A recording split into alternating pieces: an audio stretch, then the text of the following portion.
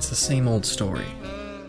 It's been a long day at the job, or maybe it's just starting to feel long, and you feel that urge to stretch your legs and get a little bit of a break. You walk down the street, or maybe you get behind the wheel of your car, and you feel the weight begin to lift.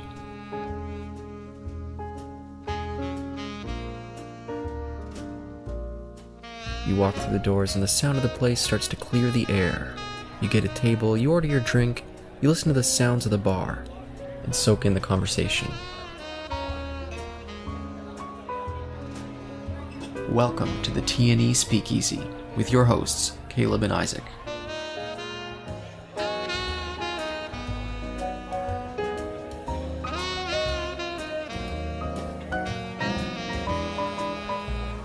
Listen in as they discuss the 2023 film, The Boy and the Heron.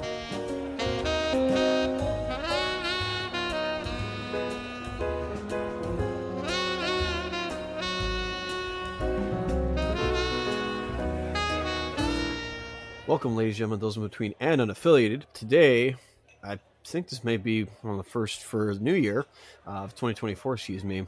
Caleb and I are here to discuss the recent Hayao Miyazaki Studio Ghibli film, The Boy and the Heron. Am I saying that right? Yep, that's it. The Boy and the Heron. Yeah, The Boy and the Heron. I had seen this. When did I see this? Sorry, I watched this on December 19th, 2023, so about a week ago. Sorry, a week ago from when we're recording this. Yeah, I saw it on December 12th. So it's been like 2 weeks for me. A little bit longer than 2 weeks. Yes, no, a few weeks now. So today we're going to just give our review and our our quick thoughts over this film that came out, and just discuss it for a while. So I know this is kind of brief, or maybe I'm catching you off guard, but how did you feel briefly about this film? When I walked out of the theater, I said to my partner, she asked me if I liked it, and I said, yeah, no, I liked it. I'd like to see it again, though. There's some things in there that I'm not quite sure about, but I quite like those bird guys. That's essentially what I said, paraphrased a little bit. I think she came out more positive than I did on my initial viewing. But I'm definitely not negative. I liked quite a bit of it. I just feel like there's some bits in there that I want to wrap my head around a little bit better. But how about you? Yeah, I know what you mean by that. This definitely felt like you'd have to go back to this film again, because it's not one of his. I'm not going to say any of his films are straightforward. I guess you could say that is the case. Some of them are. But yeah. This one is a lot more thinking and thoughtful. Let's put it that way. There's a lot of metaphors and allegories here, which I liked. When I came out of this film, I definitely what I saw was not so much. I couldn't literally take anything I saw on screen as literal. Sorry. In that, because I feel like maybe some people. Well, I want to give some people credit. I don't want to just throw a lot of people under the bus, but I definitely believe that if you thought of this film in the literal sense, it doesn't make any sense. But if you look at it in a metaphorical sense, there's a lot going on here. Just kept saying. So I'm like, oh, okay, I gotta watch this again for that. And it's I'm not getting the feeling of, I'm watching another Nausicaa or another Princess Mononoke. And to be honest here, by the way, this is my first time ever watching a Miyazaki film released, live, excuse me, a brand new release Miyazaki film in theaters. I hadn't known about his works back in 2013 with The Wind Rises, nor did I. They probably showed that somewhere, but this is kind of a really. Yeah, obviously we've been watching. They've been doing Ghibli Fest every year. It's a yearly thing that G Kids does. But I'm talking about a newly released Hayao Miyazaki Studio Ghibli film. I'm making sure I say Hayao Miyazaki, because I know there have been some prior Ghibli released films, or I think prior to that. Yeah. So it's I got to make that very clear. This is with the maestro himself releasing a film of his. So maybe his last one. I don't believe, by the way, straight up, I don't think this will be his last film. I think he will make another film after this. I feel like he's still got gas left in the tank, and it'll say he's going to retire, and the man just will die on his desk. The man will die on his deathbed working. No, not even deathbed. He will die at his desk, making his last film. Anyways, sorry. Pardon me for saying that because he's just so passionate with his work. By the way, just before you continue, I'll tell this funny little tidbit. So, I've got this list of my favorite directors that are still working, still actively working, and my cutoff is 10 years. If they haven't produced something new in 10 years, then I put them on the inactive list. And so Miyazaki, he would have. I was waiting. I was like, oh, 2023, it's coming up. Well, I guess he's going to go on the inactive list next year. And I was sad to think. And then I think it was in 2022 when they announced that yeah he was going to put out a new feature. And I was like, I'm not gonna I'm gonna hold my nose here. I don't know if he's actually gonna make this because I too was like maybe he's gonna die before this even comes out. He seems like he's looking a little bit more fragile these days. But yeah, no, I also agree. I don't know if this can be his last. I feel like I don't know why I feel it, but I feel like maybe he's got the bug again. But I guess we'll see.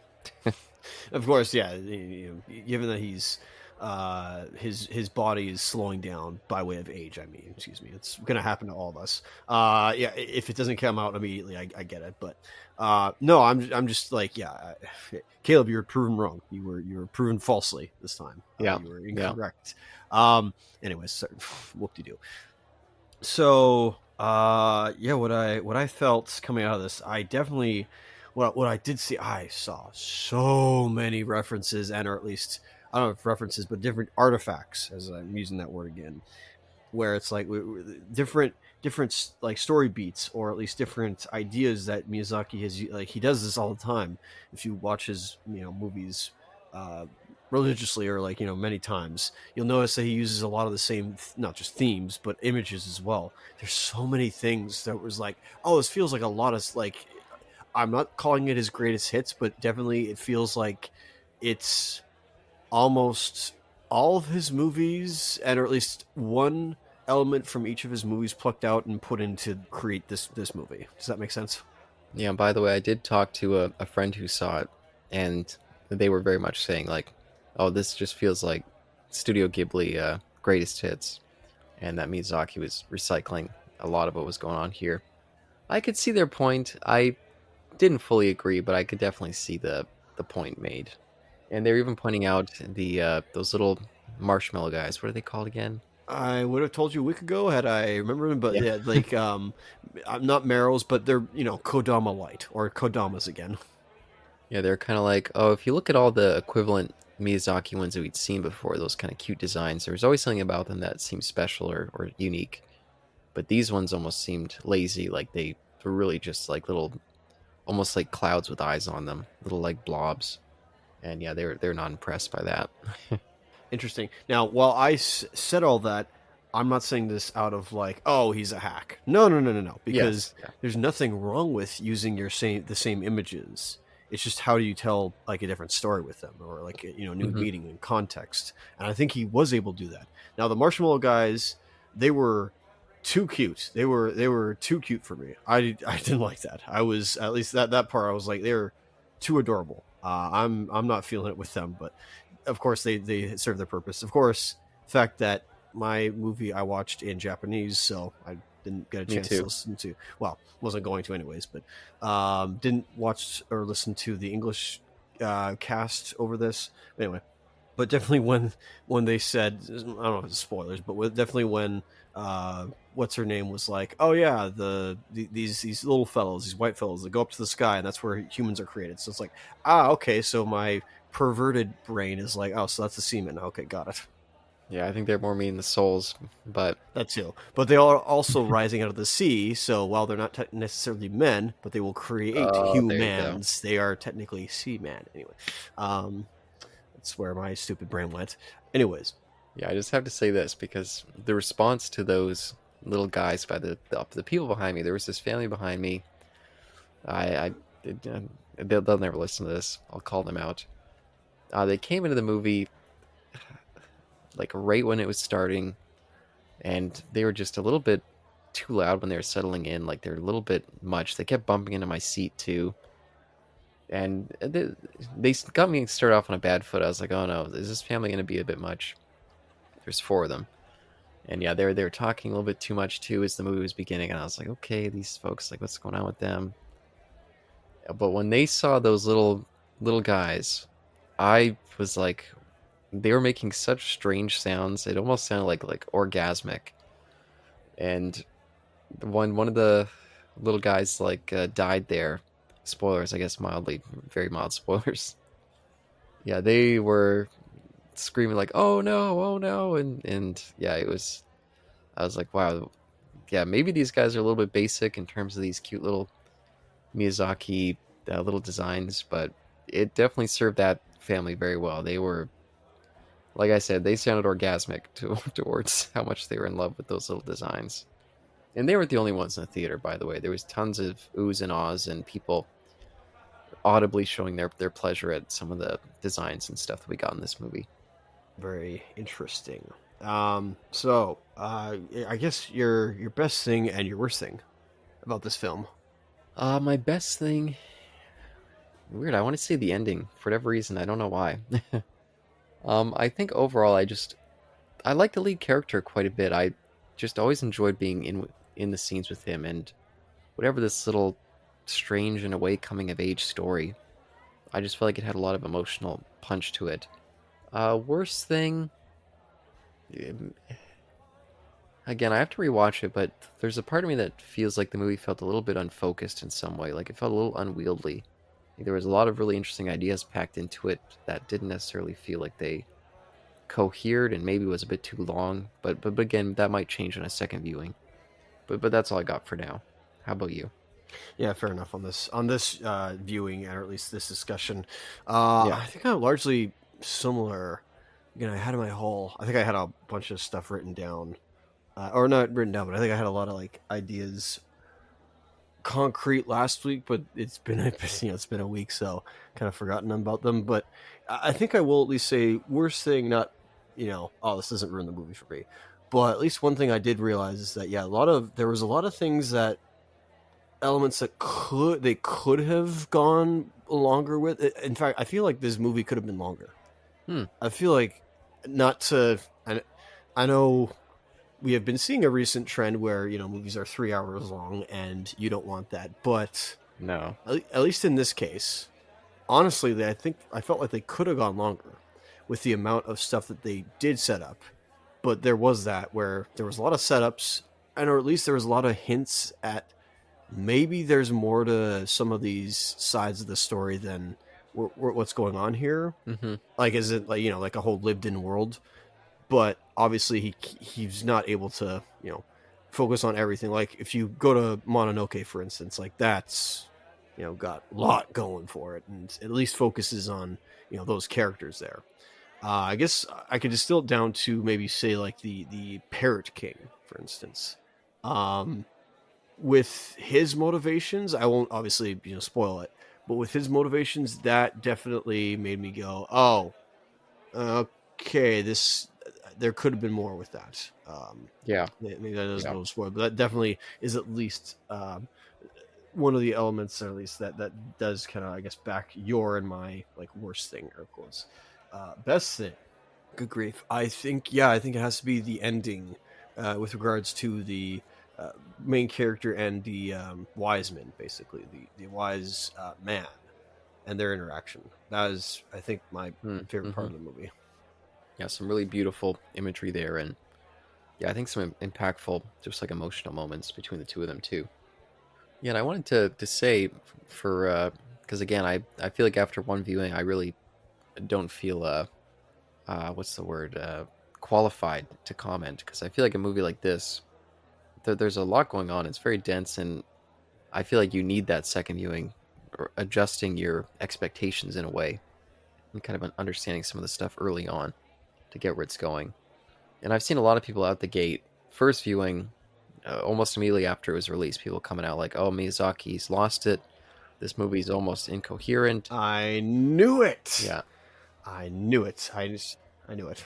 I was just sitting there, kind of like, maybe give it a second viewing. I mean, this is Hayao Miyazaki. Like when I saw Spirited Away as a kid, and again, I was a kid, but I was like, "Holy fuck!" Like I don't. Maybe I didn't say "holy fuck" as a kid, but I was definitely like, "This feels out there. There's so much here I don't understand." But there's so much good here that I want to understand. And I feel like there's stuff I'm missing I feel like there's a lot of people who are just so reactionary, especially when it comes to movies that are a little bit more abstract is probably the best word for something like this. But maybe not. I'm not sure what the word is. Thoughtful, Yeah, thoughtful. Yeah, taking its time. People are, impatient. They're so quick to judge, whatever you want to yeah, call it. That just having very like small attention spans. These people who expect another great film, and instead they get something a little bit more thoughtful and abstract. And again, like I said, there's a lot of metaphors and allegories going on here than what we think. It's almost like there's an invisible war of some sort that's happening that they don't even know about. It's like behind the scenes drama potentially. yeah. Not just expecting or wanting another great film, wanting one that's spoon fed to them. But then if it was spoon fed to them, they'd be like, "Oh, Miyazaki, too obvious." So I just think that, yeah, definitely I don't feel in a place to really give a full judgment of this on a first viewing. That just feels half baked.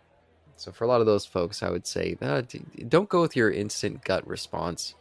Maybe just sit back, ruminate, and then come back either on home video or see it again in the theater, and maybe you'll see something new. And someone like Hayao Miyazaki, who's had such a career full of accolades, he's earned that second fucking viewing from you, is in my opinion. So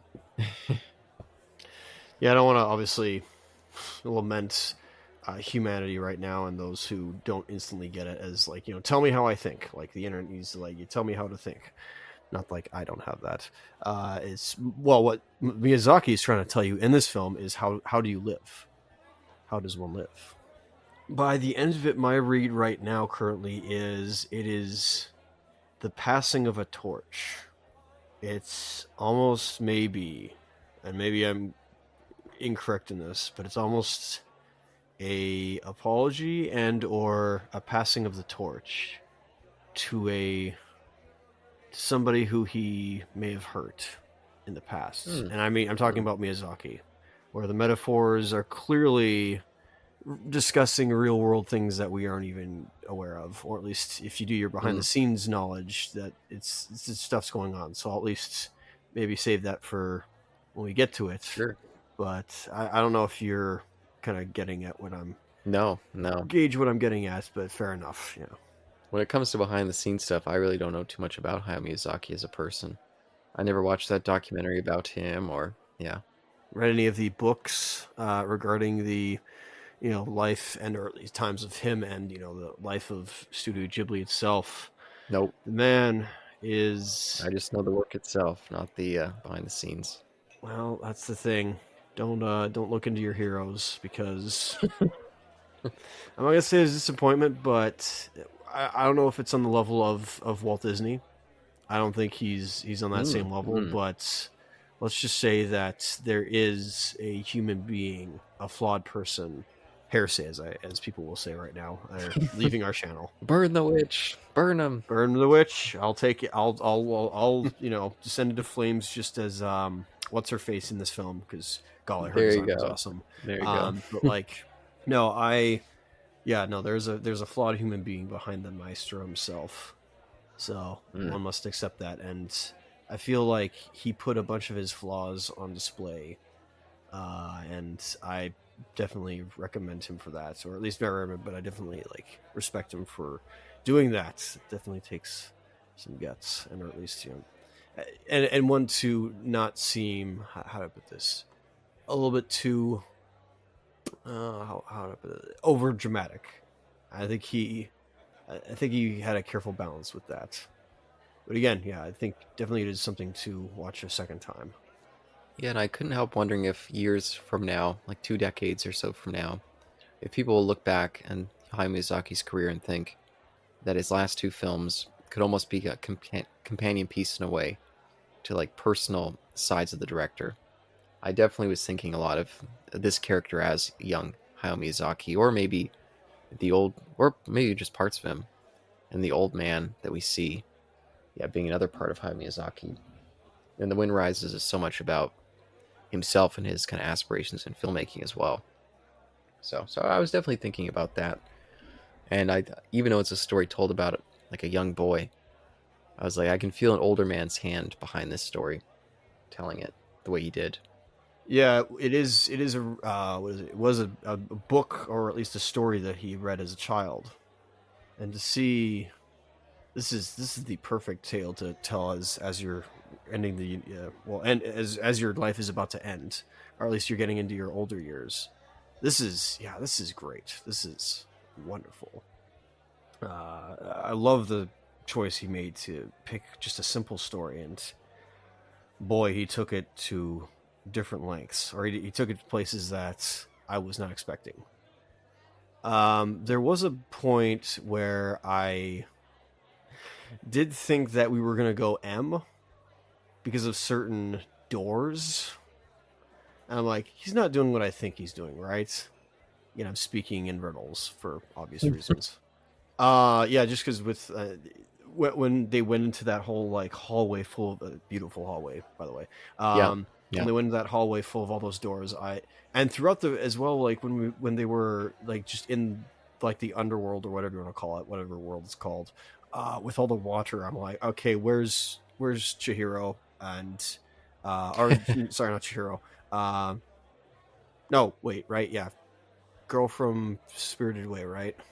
yeah. Chihiro. Yeah, Yeah, Chihiro, thank you. I'm like, where's the train? Where is it? Like, come on, show me. And where's Ponyo? Because I don't know why. I just all of a sudden was like, Miyazaki's not actually gonna like go multiverse on us, right? yeah. Anyways, all right. So back to the episode. All right, Caleb, where else do you wanna go with this? It's, I admit I don't want to go too long with this because, Yeah. geez, like, I we will one day do the Miyazaki and Studio Ghibli stuff, but Oh my I goodness. suppose it'll have to be. I suppose it'll have to be discussions, eh? And like not just for Yes, commentaries. 100%. That's one of the reasons I never wanted to do it early on in the show, because I was like, I don't want to do commentaries on this. I don't think I ever brought it up to you, but I was like, I want to wait until we can finally move away from this commentary stuff. Oh, you think we'll like one day completely like phase it out? No, no, it would definitely work with certain projects, but we were not experienced enough to know how to do commentaries back when we were, or discussions when we first started this. So, yeah, so I wanted to wait. I think in my head, I was like, oh, well, we can do it like on the 10-year anniversary of the show, which when I think about it now is coming up in like 2 years. So, holy shit. But, Well, actually, I was gonna say, oh, you and I are thinking the right headspace, but actually, we're not because I was dead set on not even touching any of those until like we're in the thousands, if not 1100 oh my episodes. goodness. Oh my goodness. That's a Yeah, lot. 1100 commentaries and discussions, not speakeasies. Yeah, that'll be a while. Because there's so much other stuff that we can touch. Like we haven't even touched the well. It's like I Yep. do Yep. not want to touch those until like way down the line. I'm not interested in that. Sure. And really, when you think about it, in terms of like the series format of doing like deep dives into a director's career, we haven't even touched the surface of that really. Nope. James Cameron haven't even finished up. I guess we finished up George Lucas at this point, but Hang on, does Strange Magic count, or is that not him? he produced it, didn't direct it. Okay. No, we're done with Lucas. Yeah, so I guess we've done two, but two out of how many filmmakers are out there, and we haven't finished Kubrick yet. So yeah, we've got a long way to go before we're really familiar with this format. How about Mr. or Sir or however you'd call him, Bergman? We've like touched like three of the, I think it was in the 40s of films he's made. So Ay, ay, ay, ay, ay. yeah, so we got a long way to go there. Uh-huh. But one of the things that we definitely need to touch on, and unfortunately for me, this is another reason why I really want to see it a second time, is I don't know about you. I don't know how much you're going to the theater this year. I saw this trailer maybe 30 times, and by the time we were getting to close to the end, before when it was finally starting to come close to the release date, I was like, please stop playing this trailer. I can't see this trailer anymore. Stop playing this trailer. And I was starting to go out of my mind. And so I feel like when I finally watched the movie, certain Joe Hayashi pieces were a little bit ruined for me, a little bit. I could still try my best to separate them from the trailer, but certain moments that were big moments in the trailer in terms of the music just did not have the right impact watching the actual film. And so I'm looking forward to being far enough removed from that trailer where I won't even think about it anymore when I watch the movie. But how did the music stand up for you? Well, first off, did not. I mean it when I say I did not even see a single trailer for this. So, Oh, wow. wow, am I like grateful for not going to the theater this year and being bombarded by these trailers that you were saying. Um, Yeah. but Ugh. yeah, composer Joe, like a most humble man, and so many like a maestro of his own with music, Hmm. reserved, laid not laid back, sorry, but what held back. I think he did something a little different with his usual foray into scoring a Hayao Miyazaki film. Hmm. I think he went in a different direction. It's not as there as you think it would be, but that's intentional. When it is there, it's not as full, or how else would I put it? It's not as involved as say like some of his previous works were. I'll be honest though, the only Yeah. one that I kind of forgot about is was it his I've only seen it once though, but I've kind of forgotten about his Wind Rises themes. But I remember when you and I watched that, I was moved by his. Well, I've always been moved by his scores, but Yeah. I do remember that in a moment. But so that's the one that I got to go back to again. But as far as our like this one did stand out to me for how little there was there, but when it was there and how simple the notes were and reserved they were, and I guess conservative, if you want to, if I can use that term. Um, yeah, it was. I was like, oh, okay. I think I see where he's going with this. He's letting, I guess, the actions of the characters speak out more than the music itself for it to stand out. Yeah. And the visuals in the later half. Yeah. Yes. Okay. That's interesting because I was wondering if would you say you felt underwhelmed a little bit by his music or no? I feel again, either I don't know, like between the two of them, I don't know how it works if Miyazaki gives like an outline of what he's gonna do with his film, and then composer Joe interprets that himself, or if it's like Williams and Lucas, where both are like were involved with at least the scoring of say like A New Hope. So it's not like Williams is in the dark. I don't know. Hmm. I don't fully know how that process works. It's obviously probably been Yeah. documented, but as for this, I definitely feel that potentially maybe composer Joe made the decision to, again, because the fellow himself is also getting up there in age. Thankfully, even if he didn't have to compose like with stamina or whatnot, he could still at least compose, like just compose music on his own, if that makes sense. Sorry. I feel like yeah, he did try to have the music take a back seat over the drama that was taking place on screen, Hmm. instead of, like I said, where we usually have that stuff occur, where the music is kind of a character itself in Miyazaki's films. Yeah. Huge presence. Yeah. Yeah, and there was definitely some good moments with the music in this and some strong themes. The problem is those strong themes were used heavily in the trailer, and yeah, again that trailer drove me crazy by the end. So, but I still think that the music was served the film well. It's just yeah, I need to get some distance from that. And they were played in front of everything. Usually movies, like it'll just be whatever the studio's putting out. It didn't matter what I was seeing. The Boy and the Heron played every time. I don't know how much they were paying for their Canadian distribution marketing, but they went too hard for me. So, but it paid out. The movie was a big success financially. So, Excellent. I can't be happy enough that hopefully this made it's a profit in terms of capitalism. I hope it made a profit and it will earn its budget back, and yeah, they'll like hopefully make tenfold in that case. But as for me, yeah, I guess I'm just stupid, just utter stupid luck, and I rolled absolutely absurd in this because yeah, I did not see at all a a single one of the Boy and the Heron's trailers, so I have no idea what this man is talking about. I barely saw any images of the film itself either. Oh wow. Yeah, and again, I did see that it reached. It was the first Hayao Miyazaki film to reach number one in the Canadian box office on its opening weekend. So again, they were hammering hard, but for I guess it worked out. And I was there opening weekend too, so I was yeah, definitely happy to see it.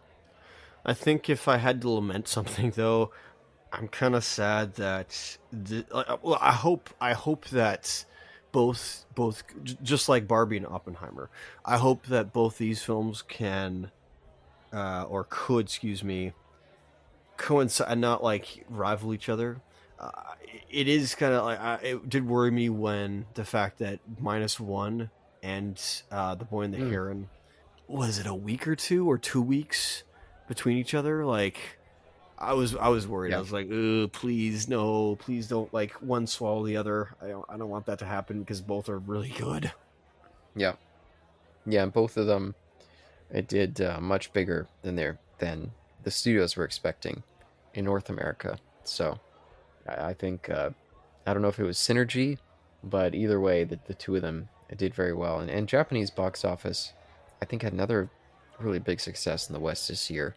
I wish I could remember what it was called, but there was definitely lots of articles going around of like, whoa, is maybe Japanese studios have underestimated their marketability in the West.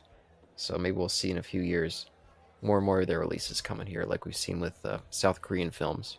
So, with at least in the beginning of the film, not giving it too much away, because of having recently watched Godzilla -1, and it being set during the 40s.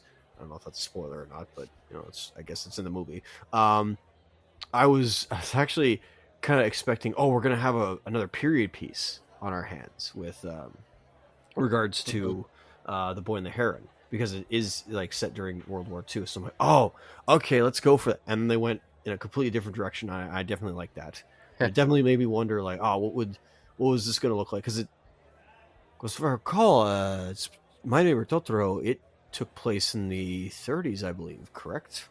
Oh, I do not remember that. I Mm. thought it was the 30s or 40s or sometime at that around then. But either way, so I was waiting for something like that. But anyway, so that it was interesting how both actually like coincide with each other. Excuse me, being set during World War II. Very very interesting with that. Yeah, no, no, that is interesting. I didn't actually think about that. Hmm. I should have thought about that. Maybe I did at the time. I can't remember now. It's been a little while. Well, Caleb, is there anywhere else you'd like to go with these initial thoughts? Because I currently, right now, am okay. I'm perfectly all right with ending it here. Because, well, just I definitely want to go back and we'll return to this one day. But anywhere else you'd like to go with this film? Yeah, I just want to give a final recommend to if you haven't seen the film yet and it's still playing in your area, give it a watch. I mean, if this does end up being Hayao Miyazaki's last film, I mean, it's worthwhile to see a great filmmaker his last film in the theater. That's something that you should probably do. And if you have seen it and you came away, skeptical, give it some time and maybe give it a rewatch. I mean, how many people came away from Spirited Away on the first viewing knowing exactly what was going on there, what their exact reading was? I mean, sometimes films, I feel like sometimes people think with new release films that they have to either get it immediately or the movie didn't do a good enough job explaining to you what was going on. That's not always the way that films are, and I feel like Hayao Miyazaki is deserved, with his great reputation, deserve more of the benefit of the doubt from movie viewers. Now, don't get me wrong. I don't think every one of his films is a big winner. Some of them do have their flaws, and this one might end up being in that flawed category. But for now, I definitely am positive on it, and looking forward to giving it a second viewing, hopefully in the theater. But how about you, Isaac? Any final bits for this discussion here? Thank you, sir, for that, and listing out those final thoughts there. Yeah, my final thoughts for this. Yeah, as not to sound so cynical to the masses, the mainstream, the pop cultured people. Keep an open mind. That's all I'm saying. Keep an open mind with this. This is not an easy film. I think it's not a hard abstract film or anything like that. It's not surreal or anything like that. I guess there could say there's some surreal images, but it's not Yeah. fully, it's not Eraserhead or anything like that. Maybe it's basic metaphors. I don't know, but definitely isn't what is to be expected with Miyazaki's plates as you've seen up to this point. Maybe as you've said, yeah, it is more similar in with The Wind Rises. With there's a lot more going on beneath the surface of this. And does this mean that if people don't get this, this is like The Last Jedi? Yeah, by the way, this did release to critical acclaim. It's more, I think, just regular movie viewers that were more divided. I see. Well, anyways, yeah, no, I give this a high recommendation. I implore anybody listening to go watch this multiple times because this is not once over. I think you need to watch this multiple times in order, I don't want to say to get it, but at least to maybe start to understand it a little better. Yeah. That's just me personally. I will enjoy this when it comes out. I really hope this one comes out on 4K because that would definitely be one of the first, I think, of his films, other than I think Castle of Cagliostro. But I don't know how often. Oh yeah, no, a lot of anime are getting released in 4K. At least the new ones are. It's hard to do the old stuff, but anyways, anything else left on the table, sir? No, I think this one's been for this at least the first viewing, relatively pick clean. I think I'm good to go.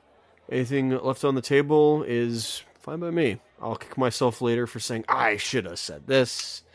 But you know what? Yeah. I'm perfectly okay with not, having anything left over to do. So, with that, thank you, ladies and gentlemen, those between unaffiliated, for listening to us. Hopefully, it was a intellectually stimulating conversation, entertaining, or just it was background white noise while you're doing your chores and activities. Till next time, please go watch this film. Peace.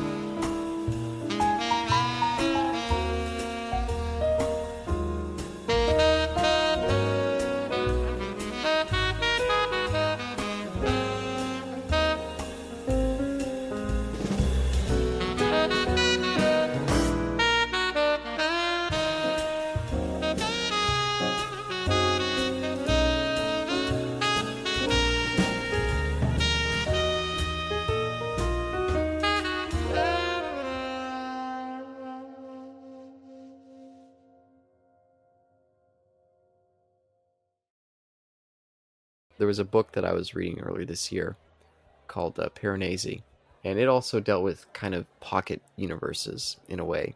And I was thinking a lot about that book watching this. So Interesting. That's awesome, though.